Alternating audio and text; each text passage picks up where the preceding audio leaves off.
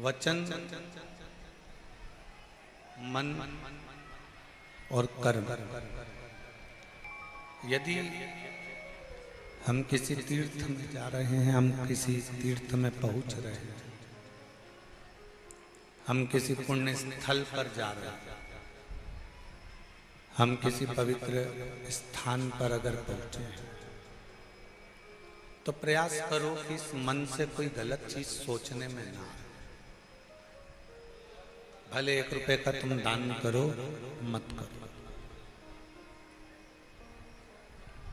भले आप कोई सत्कर्म करो, ना करो। किसी को भोजन कराओ, ना कराओ, किसी को पानी पिलाओ, ना पिलाओ, किसी को कुछ दो, ना दो, परंतु इतना याद रखो कि इस मन से, इस हृदय से, इस मन से कुछ गलत ना हो। मन से कुछ गलत ना। हम जितना जितना गलत सोचते हैं, उतना उतना हमारी जिंदगी में भी दुख आकर खड़ा होता चले जाता है, तकलीफ आती चली जाती है।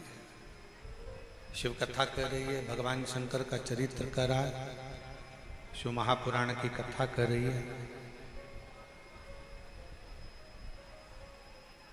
एक मन से कोई पाप ना हो। दूसरा, वचन से कोई पाप ना हो। ठीक है, वचन से कोई पाप ना हो। अपनी जिंदगी में कोई ऐसा शब्द, अपने जीवन में कोई ऐसा वचन, अपने जीवन में कोई ऐसा शब्द ना निकले जिससे किसी का दिल दुखे, किसी को कष्ट हो और वो पाप अपने माथे पर चढ़े। और तीसरे नंबर पर है कर्म, जिसके लिए हम पहले भी बार बार बोलते रहे हैं कि मत बुरे कर्म कर बंदे, वरना पछताएगा। भगवान की आंखों से तू बच नहीं पाएगा, तू बच नहीं पाएगा। अरे ओ अज्ञानी, मत कर नादानी। अरे ओ अज्ञानी, मत कर नादानी। तेरे कर्म का फल भी तू ही पाएगा, जैसा किया तूने तेरे आगे आएगा। मत बुरे कर्म कर बंदे, वरना पछताएगा। भगवान की आंखों से तू बच नहीं पाएगा, तू बच नहीं पाएगा। ऐसा कर्म हम ना करें जिस कर्म के कारण हमको भोगना पड़े। कुछ अच्छा कर्म करते चलो। अब अच्छा कर्म कैसा है?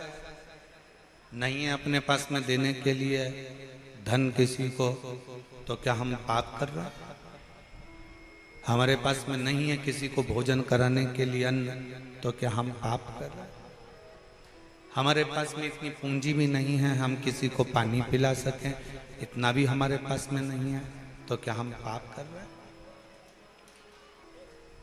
आपके पास में अन्न नहीं है देने के लिए, आपके पास में धन नहीं है देने के लिए, आपके पास में जल नहीं है देने के लिए, नहीं है ना, कोई बात नहीं। पर इतना तो कर सकते हो कि कोई अगर भंडारा कर रहा है, कोई अगर भूखे को भोजन करा रहा है, कम से कम उसके लिए आसन तो बिछा सकते हो। आसन भी नहीं है तो अपने साड़ी के पल्लू से, अपने गमछे से जगह साफ तो कर सकते हो।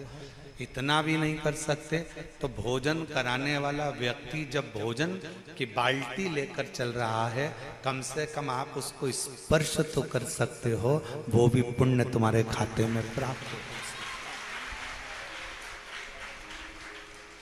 वो पुण्य भी तुम्हारे खाते में आ सकता है।